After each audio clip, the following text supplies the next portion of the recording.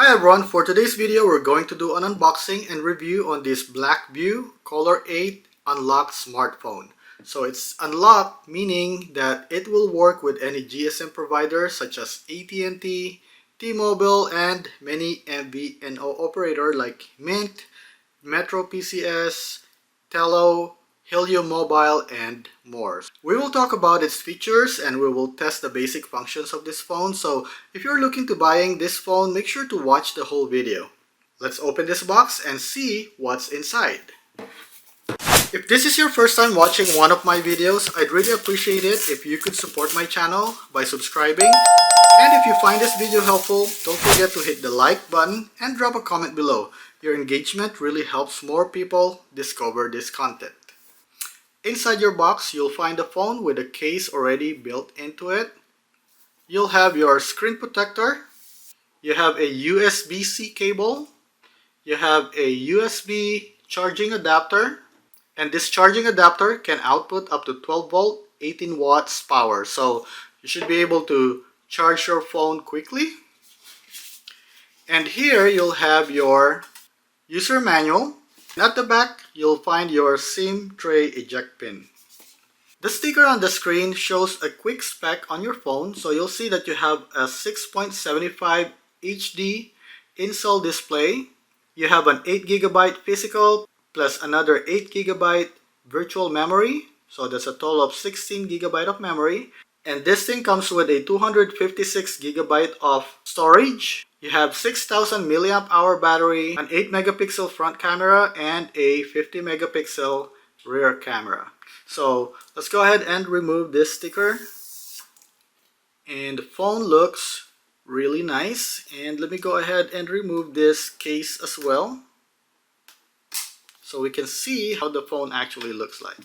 So you see you have a kind of like a transparent with a slight blue tint on your case, and your phone actually have a matte feel to it, and it has two-tone color.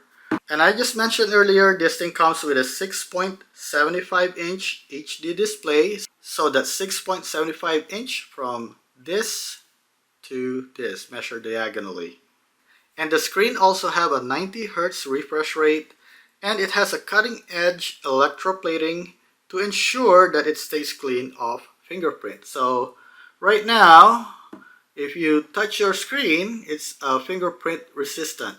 However, I'm not sure once you install this if it's still going to be fingerprint resistant. Maybe that's why they did not install the screen protector, because they want you to see how their screen looks like. So it's really up to you if you want to put that screen protector or if you just want to carry your phone around without any protection for the screen.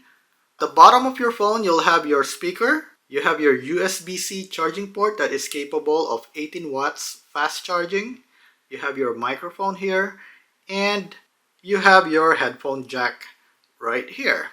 The right of your phone, you're going to see your volume rocker up down, and also your power button and fingerprint sensor on this side.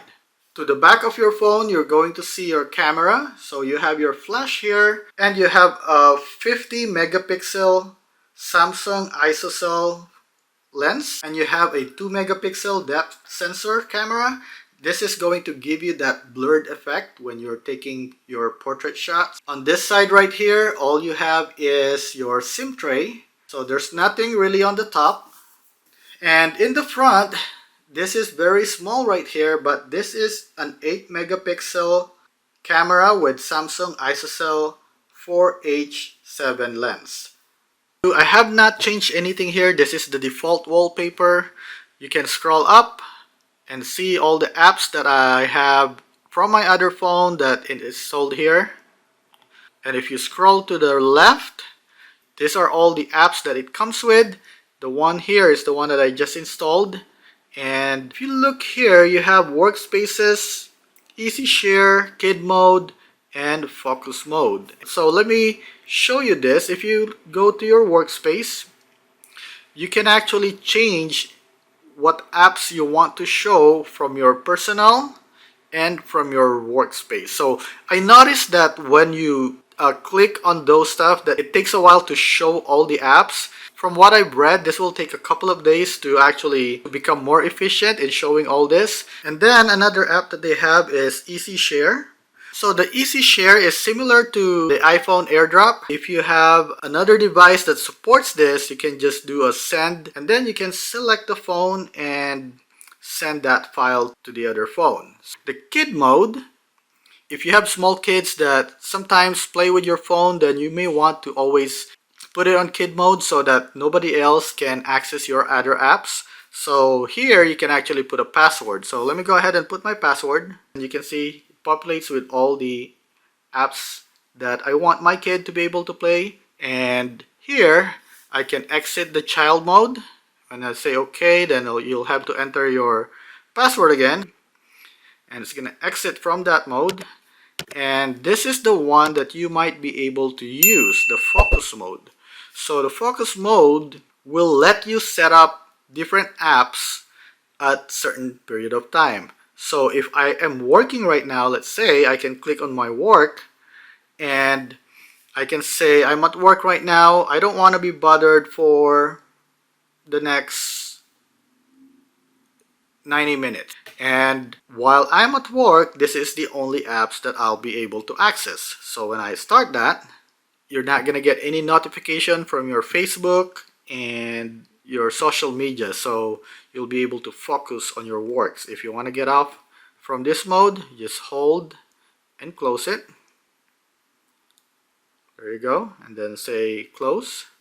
So it's the same thing with all the other mode right here. Okay, so let's say for read, I just selected all this app right here. If I want to add more, I can simply click on plus, and let's say I want to I'll just put AMC here just for testing, and now I have AMC in this mode. And when I start it, now I have all this that I can access. Okay, so I haven't tried if I can add more to it. Let's see how many apps can we add.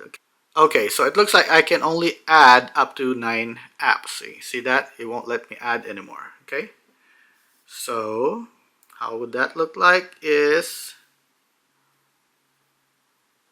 okay, so it's just in one line. Okay, so let me go get out of this mode, and you have the game mode as well. So for the game mode, you have all your games, and after you're done playing, you can choose to clean up RAMs so that it will release the games from the memory so that your phone will run a lot faster. To get out of this, all you need to do is scroll from your right to left and then do it again. Now you're out. And then you have your weather, and then you also have your data management. So data management, you're just going to use this once. This is to transfer your data from your old phone to this phone. If you have not done that from the time you set it up, you can always go here and say agree and go on this one. And then you can say I am a new device and I am an old device, so you can send or receive data. Okay, and then if you scroll to your left, you have your news right here. For the sake of it, let's just play a game. So I'm not really a gamer. I'm sure if you're a gamer, you're not going to be getting a budget phone. But I just want to show you that this actually is responsive to the games. So I have to remove the sound for copyright issue so we can play this game without getting a copyright strike from YouTube. And then let's just go ahead and do a game. So just want to let you know, this is the first time I'm playing this game. Okay, so it's pretty responsive with the game, so I can control the car easily.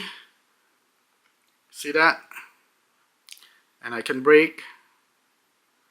Okay, so I got out of that game. Right now I'm connected to my Helium hotspot. Just want to let you know this works with your Helium. If you are a crypto enthusiast and you have a Helium mobile hotspot. This thing connects to the helium hotspot properly. I cannot do that with my Umidigi. And what we can do right now is, let me go turn this off and show you how to install a new SIM. Okay, so to install the SIM, you'll need this SIM ejector tray pin, and you just see right here, you can see that there is a small hole there. You just have to push that. Okay, so push it and the tray will pop out. You can simply pull it.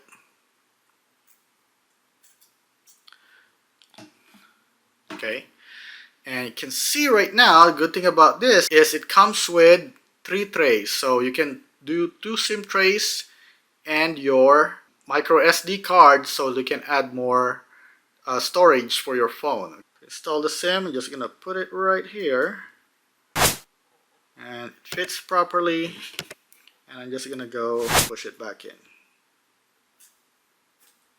Okay, so you can see now on the top right, you now see that I am connected to the cell tower. So right now my Wi-Fi is actually slow in this room because my router is on the other side of the house. So let me go show you right now, just having the Wi-Fi. So I think right here I'll connect about 7 to 14 megabits per second, something like that. Okay, so 20 megabits per second, that's acceptable for this distance. If I'm in the living room, this actually could go up to 150. Okay, so now what we can do is we can turn off the Wi-Fi and let's make sure that the data actually works. Okay, so let me go find my speed test. Let's start over. So now we don't have the Wi-Fi, we only have the data, and we'll go ahead and do a test right here. So the cell data is just a little bit higher than the Wi-Fi that I have from this area of the house. But 20 megabits per second download, I'm happy with it. Okay, so another thing that I wanted to show you is your phone information. See, right now I have the Dock OS 4.0. I have device name Color 8, and you can always change that name. Okay, so this is my phone, and you'll see all your phone model number is Color 8, total battery is 6000 milliamp hour. You have a display size of 720 by 1600. Processor is 8 core max, 1.6 gigahertz. You have your storage right here. Used is 56 gigabyte out of 256.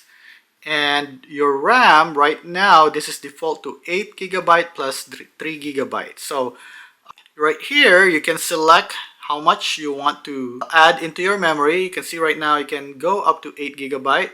Make sure that after you change this, that you restart your phone. It says here that if you make a change, you need to restart for the changes to take effect. So if I just go back here, you're gonna notice that I still have 8 gigabyte plus 3 gigabytes. Okay, and let's go ahead and try to restart it.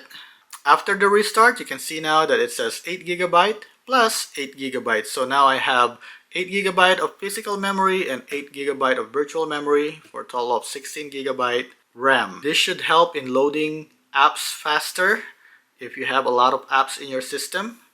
And by the way, I took some pictures earlier, so I'm just gonna show this to you. And what I can say is this is actually a lot better than the Umidigi camera, because right now here I can actually zoom in and won't see any grain. So with my Umidigi, once I zoom in, the quality is already lost. So I like that one, and I hope that you found this video helpful to you.